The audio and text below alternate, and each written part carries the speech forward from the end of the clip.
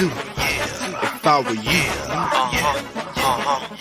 I know you scared, I'd be too, if I were you. You better bring your A game, bring your A game. You better bring your A game, your A game. You better bring your A game, bring your A game. You better bring your A game, you better bring your A game, bring your A game. You better bring your A game, you better bring your A game.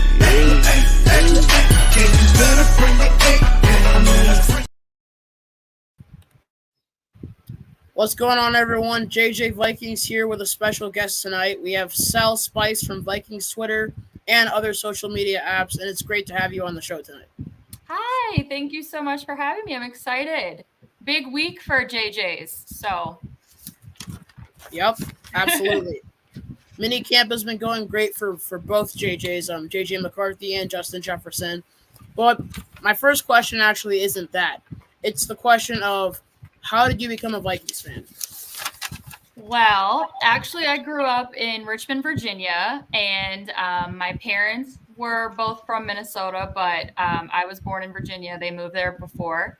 And my dad was just a really big Vikings fan, and so I just grew up watching games with him. And then when I was older and I started traveling here to go to games, I just met so many awesome people, and I didn't want to miss anything. I wanted to be able to go to every game. So I moved here about 10 years ago. But yeah, it's from my dad. Yeah, born and raised in Minnesota for 7 years, so I know how great it feels to be in the state. The last Vikings game I went to was actually my first one against the Buccaneers, week 1 of the 2023 season. Unfortunately, lots of turnovers. We could have easily won that game, but I did love the classic uniforms that we wore that game. They were pretty nice. We got to get you back for another game. We got to get a win for you. Absolutely.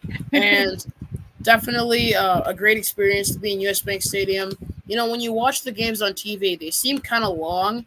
When you're in US Bank Stadium, it seems to go by so quick, but it's also so electric in the stadium. I think Vikings fans are fans that are the most committed to their team, in my opinion, or the most devoted to their team. So I think you're right. It definitely flies by. When you're at home, halftime seems like it's so long and you can get so much done, and then when you're at the game, it's just it's over in the blink of an eye. But I feel like you don't even have you need to go to a game when it's actually entertaining. That game was so terrible. So you need the real experience. You can really get into the atmosphere and see how crazy it really can get. Yeah. 2022 would have been the best year to go to games, but I don't live in Minnesota anymore. I live in Massachusetts, unfortunately, but I'm trying to get back, really trying to get back. Yeah, well, 2017 was the real time you needed to be here, but absolutely. I'm living in the past. 2017, that was the year that inspired me the most. I became a Vikings fan a year or two before 2017, and just imagine 7-year-old me enjoying the Vikings so much. You know, you had a very, very great roster. Case Keenum coming in for the injured Sam Bradford and just lighting it up after losing to the Pittsburgh Steelers in week 2. He never looked back after that and took us to the playoffs, and then obviously the loss to the Eagles prevented us from our first home Super Bowl, and that's unfortunate, but I still see a bright future for us even now. Yeah, I think that's the most exciting part of this year. It's the most exciting for me probably since 2017, honestly, which 2017 was a surprise excitement. Well, actually, that's not necessarily true because they had won the division the year before that with Teddy, and so the anticipation for me for that season really was high. But then with the way things went, it quickly plummeted to being dreadful and not excited at all. But this season to me is the most exciting since then because there is so much unknown and the ceiling is so high, maybe not necessarily this year for where they're going to go, but for the future, for the next 5 years, 10 years, and the success that this team can potentially have. I'm really excited to see how it all comes together. And so for that reason, even though they might not win the division, they might not get, deep into the playoffs, like with past seasons, that was the expectation. Even if the season doesn't turn out that great, win-loss for me, it's going to be the most exciting because there's so much to evaluate. Absolutely. And what do you love most about being a Vikings fan? That's interesting. I was actually just talking about this earlier today. I think being a Vikings fan, it's a very unique experience. For one, I think it teaches you a lot of resilience. It builds character because we have been through a lot, and because we can still, follow this team with such a passion and stay so dedicated, I think it also creates a lot of loyalty. So being able to meet so many people with those characteristics and that just understand what it's like was also why I wanted to move here, was to be a part of this community. But my favorite part about being I think it's just the other fans. Honestly, it is my favorite part. I've just met the best people that I ever could meet, and I just really feel like I belong here in this community. So it's you can make friends and even better relationships with other people over football and over the Vikings, because as they say, misery loves company, and Vikings fans have definitely experienced misery, and they can definitely go on about it with other Vikings fans and bond over it. For example, the 2009 Brett Favre interception. I wasn't even born yet when that happened, by the way. So he threw the ball to the Saints defender. It was picked off. We missed the playoff. Well, not missed the playoffs. We get kicked out of the playoffs. Then 2017. Well, there's probably some more heartbreak before then, but this is what I can remember. 2017, the loss to the Eagles. Obviously had me crying upstairs after the game. I'm surprised I still stayed to watch. Me being 7 years old, I'm surprised I didn't just turn the TV off. But yeah, you're dedicated. After the Vikings-Colts game, I learned not to just quit after halftime.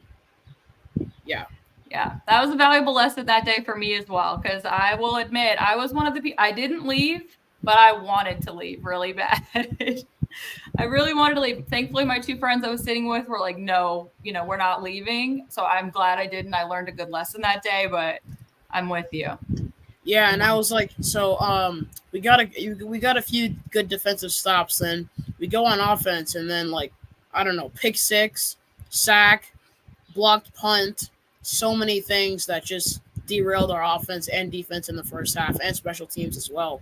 Then in the second half, lots and lots and lots of things piled up in our favor to help us get the tie, and then eventually the win after, of course, some more nerve-wracking things where, the Colts did get the ball back.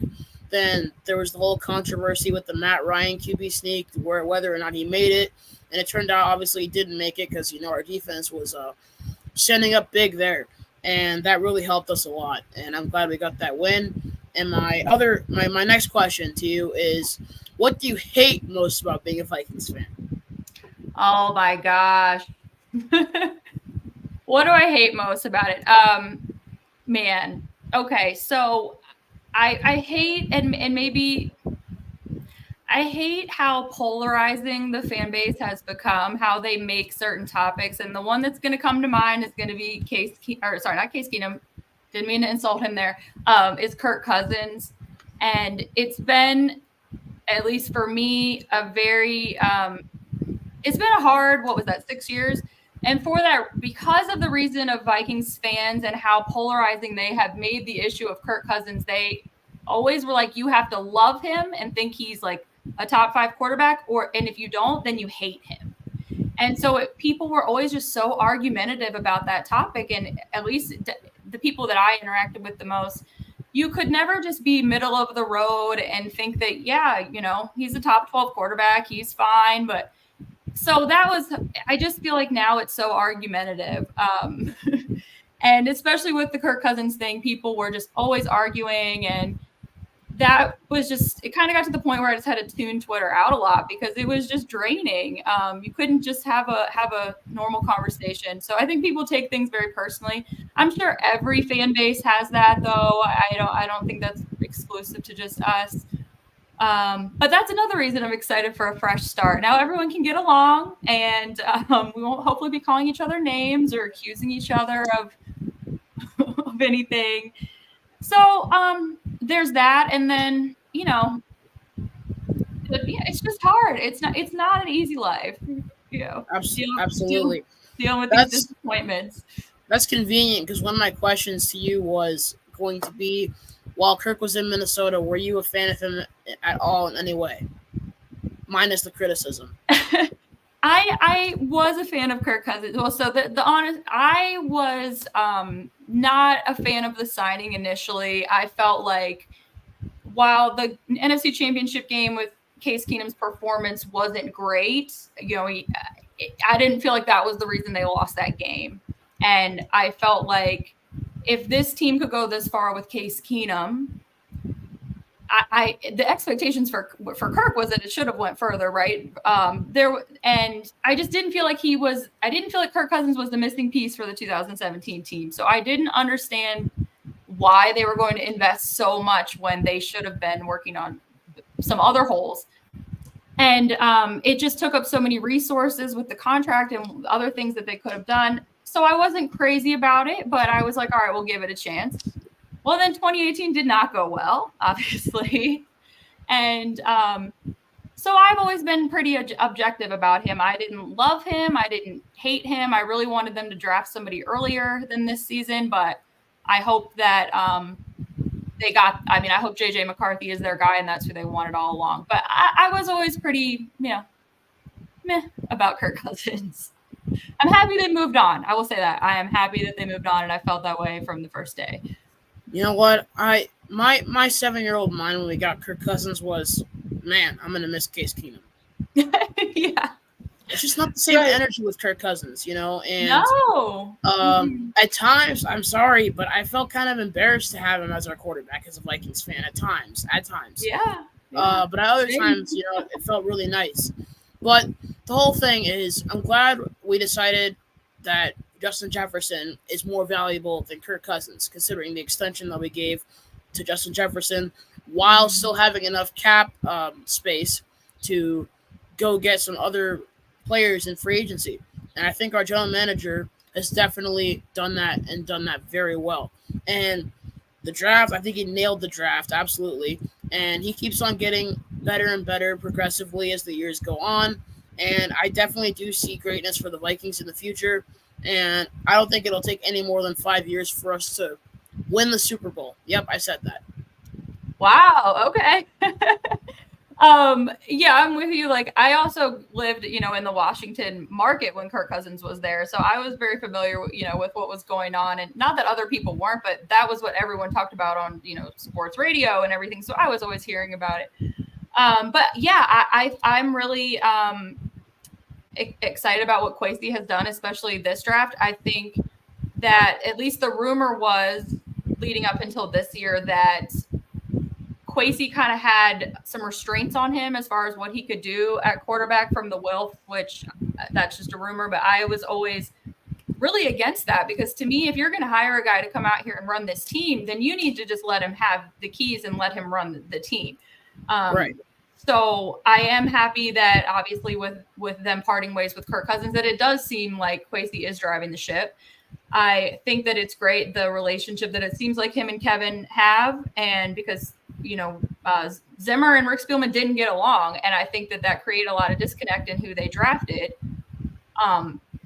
So that's great. And I'm with you. I think that this draft class, especially with the 2 first-round picks and getting Dallas, which was a total shock. Yeah, I'm super excited about it. And I don't know if I'm going to go Super Bowl. I'm not going to go Super Bowl. I think that it's unfortunate that the division is trending up. They kind of missed that window where Green Bay was wounded, where the Lions hadn't quite figured it out, and they were losing all of those games that they should have won when Dan Campbell was being pretty reckless with going for it on 4th down every. He still is. He still is. Yeah, he still is. But he still is. But he was losing some more games there. So I think they kind of missed a window there where they didn't take advantage of that, and now Detroit's doing really well. The Packers are doing well, and we'll see what the Bears do, with Caleb Williams. So the division's going to be, the black and blue division. So we'll see. I don't know about Super Bowl, but and I think Kirk Cousins might just be the last active mobile quarterback in the NFL right now, because Joe Flacco, I think, retired. Tom Brady's been retired, and Yeah, I think Kirk Cousins might just be the last part of the bloodline of non-mobile quarterbacks. He may be the last of the generation. So that means that you can't give a guy who came off an Achilles injury and is a veteran, you can't give him that much money as a Viking or as the Vikings, especially considering the other things you have to improve on both sides of the ball. Meaning that we had to get rid of Kirk, but also doesn't it feel so good to have not exactly like I'm not gonna say just JJ McCarthy, but doesn't it feel good to have a mobile quarterback in general? Like finally, since when? Like Dante Culpepper, maybe Case Keenum. I mean, he could run every once in a while, you know. Yeah, I would JJ consider McCarthy. Case. I would consider Case, pretty mobile. I mean, he could extend a lot of plays with his legs, and we had some glimpses of those with Josh Dobbs last year. Yeah, it does feel good that I think, especially with what we know about Kevin O'Connell and his offense and what he can come up with and how creative he is, that this is going to really, make a lot more possibilities with the offense and what he can do. And I think that, coming up, if Sam Darnold ends up starting almost the whole year, or if it's JJ, I think they're really lucky that they have Kevin O'Connell as their coach, who is going to be able to tailor a game plan for them. I hadn't considered him being one of the last immobile quarterbacks in the league. That is really interesting. And it's just crazy that Atlanta, drafted a quarterback. And that Kirk is still mad about it too. That's what got me really, really, really like funny. Like it made me kind of laugh, because you're not supposed to fuss about who your team drafts. You're supposed to play better than who your team drafts. Yeah, it was very Aaron Rodgers-esque, which at least with Aaron Rodgers, well, I mean, that was obviously a different situation. Aaron was there for a long time, and he didn't feel he had enough help at wide receiver, and so that was his complaint, which I do understand. But with Kirk, you literally just got here. You don't really have a leg to stand on with coming out and complaining. But with him, he said that he was open, to taking a discount to stay in Minnesota. We found out that wasn't necessarily true, but I think that had to do with the money, but it also had to do with he knew they were going to draft somebody, and he's always been a guy who he just can't really handle pressure like that. He doesn't want competition. No, he doesn't want somebody breathing down his neck. And I wonder if he's always been that way or if it had a lot to do with when he was in Washington, being drafted at the same time as RG3 and the back and forth between those two. I mean, I would think that's a very stressful situation as a player to never know, am I starting this week? Am I not starting this week? The back and forth. So I can understand that, but I would probably keep that in-house. I don't know if I would let anybody know. Yeah. And I don't know, just Kirk at times his decisions kind of make some Vikings fans mad, whether it's on or off the field. And honestly, him taking the money, like he'll I feel like he'll say something but then do the exact opposite. Like his actions kind of speak louder than his words do. Like he'll say what the fans want to hear. Like he'll say, I'll stay and win a championship, I'll try my best, but his actions of going to Atlanta, which do you really think that Drake London or Kyle Pitts are better than Justin Jefferson or TJ Hawkinson at all?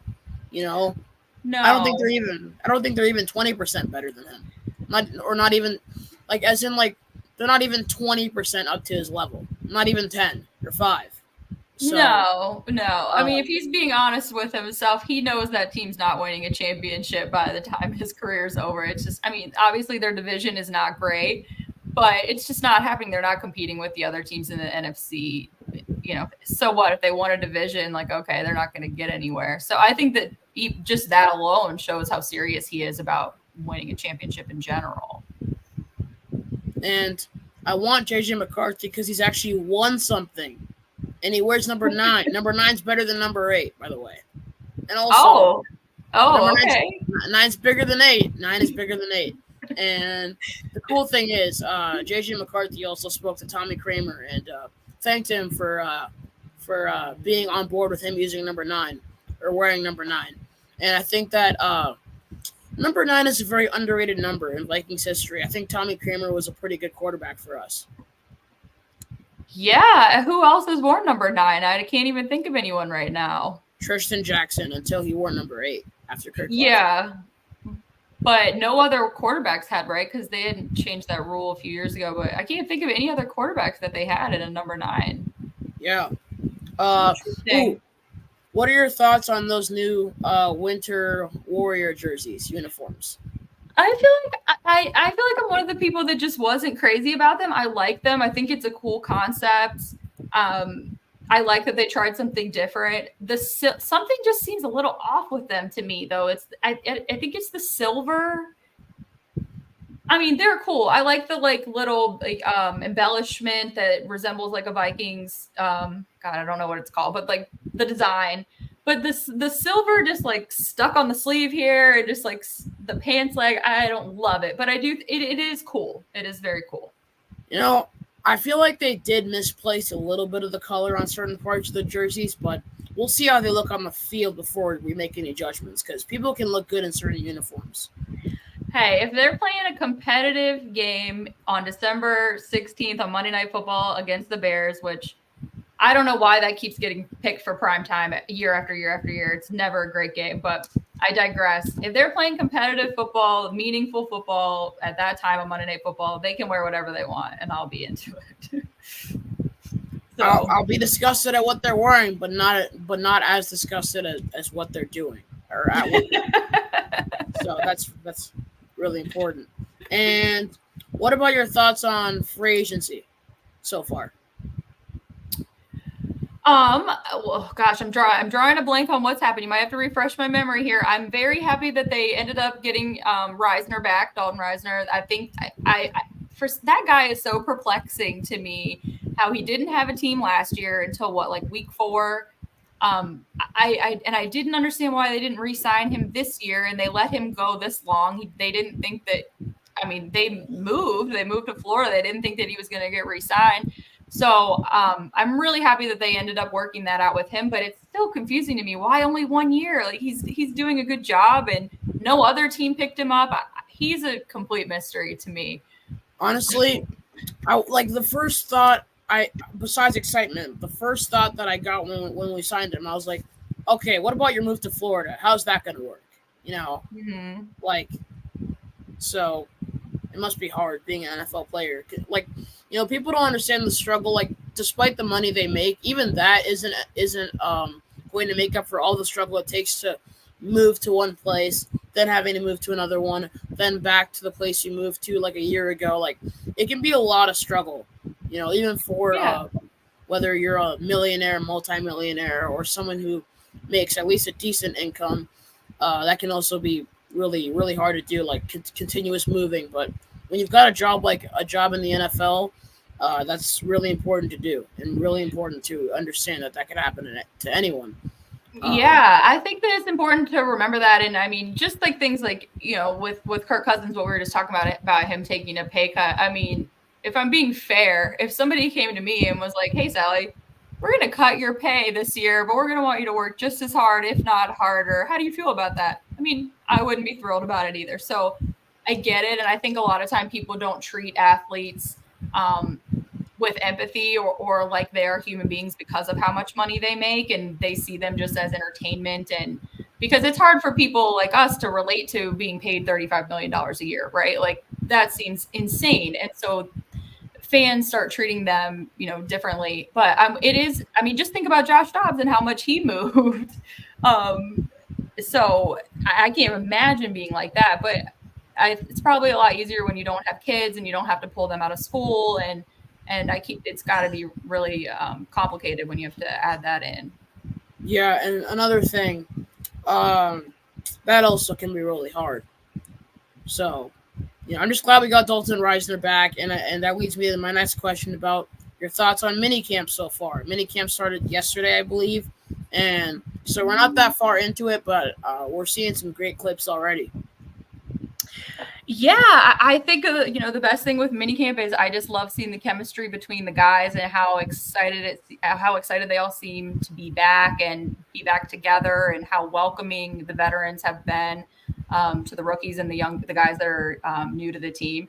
Obviously, we're not going to see a lot about how the playbook is going to look or the execution right now in minicamp. I think it's just the excitement surrounding, oh my God, football is almost back. And in 2 months, we're going to be right back here for training camp and then, preseason. And, but I love seeing the interaction between the guys and how excited everybody is. Absolutely. And originally I was going to ask you what your thoughts were on JJ McCarthy, but I'm pretty sure you already clarified that earlier. And you seem to appreciate him though.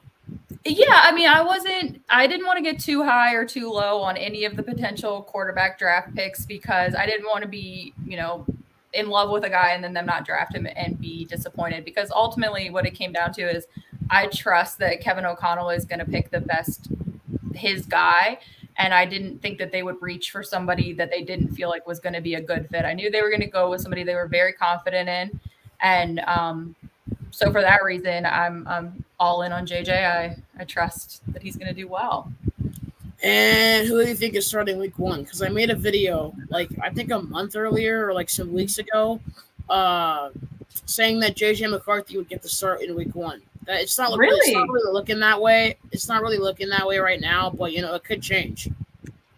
I think it's going to be. I think it's going to be Sam, and I think that Sam Darnold is really lucky that he's able to get a fresh start here in Minnesota. I'm sure he has a lot of regrets about how his career has went so far, and I think he's had a lot of probably unfair pressure put on him with how much he's moved around, and he hasn't been in the most supportive situations for him to flourish and reach his potential, I don't think. So to be here in Minnesota where he is with Kevin O'Connell, who I think is going to give him that confidence and give him the ways to, oh my gosh, I'm messing up, but he's going to provide him with the tools he needs to be successful. He's also going to be with the best wide receiver core that he's ever been with in his career. So I think we might see a little bit of a rebirth of a Sam Darnold. And the Vikings have had good history with journeyman quarterbacks being, reborn here. So I think it's going to be him. And I don't know, maybe even the entire season, we'll see how he does. I just don't want them to rush JJ. So if Sam's doing all right, just keep him in there. Yeah. And lastly, record prediction. Oh man. When I initially went through it, people are going to kill me. When I initially went through it, I think I said 6-11. Oh my God. Is that bad? Maybe they might.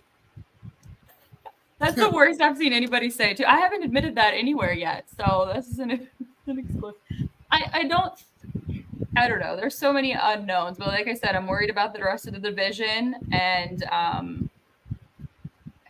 it starts out really hard. It's the first 4 games are really difficult. And last year, I mean, if I just think about last year, I thought last year was going to start out, definitely with a win week 1, and that didn't happen. So pretty much my motto in life and in being a Vikings fan, I like to have my expectations a little bit lower, and then if they blow me away, great. I'd rather be surprised and then be disappointed.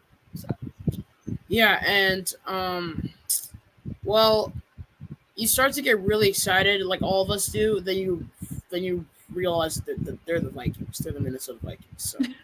Well, it's not even necessarily that. I mean, I don't really buy into the whole curse thing or any of. I don't try not to be in that mindset because I don't think it's fair for these new players and all of that to just feel like they're cursed because they're on this team. But I just try to keep it realistic. I don't know. I don't think they're competing for the division by any means. So. But it's like every time a kicker has to come in a clutch situation or in a situation where you're deep in the game, and if you make this kick, you can put us in a comfortable situation or win this game. They're probably going to miss. They're probably going to miss. They've got a brand new kicker now. They've got a rookie kicker that they drafted, and I'm hoping that this is going to be the answer to the kicker problems for at least a decade. Obviously Rick Spielman is gone and Zimmer is gone, and how bad they messed up the Daniel Carlson situation. I will never forgive or forget that, how they treated that guy after one bad game. And I was crying actually when I was 8 years old. I was actually crying about that. I'm not sure why. Why? Crying that they cut him or crying during the game? Crying that they cut him. And also that I was crying that they cut him because he missed. And Yeah. I'm not sure why it got me so emotional, but Well, I was emotional about it too. I was actually at that game in Green Bay, so I saw all of that in person happening, and of course it was frustrating. But I mean, he was a rookie quarterback. He was in a really high stress situation, and I think everybody hears about how fragile kickers' minds are, and how they need to be chill. They don't need people in their heads. So when you've got Mike Zimmer screaming at you and not being supportive of you and not even saying hello to you, well, of course that's not going to help him focus and take the pressure off of him after he misses one kick. So I didn't think that was fair to him at all, to fire or cut him after that. But I'm hoping that this new situation is going to create some longevity and consistency with kicking. I love that our linemen are shining light on Dallas Turner, though. Change the topic. So.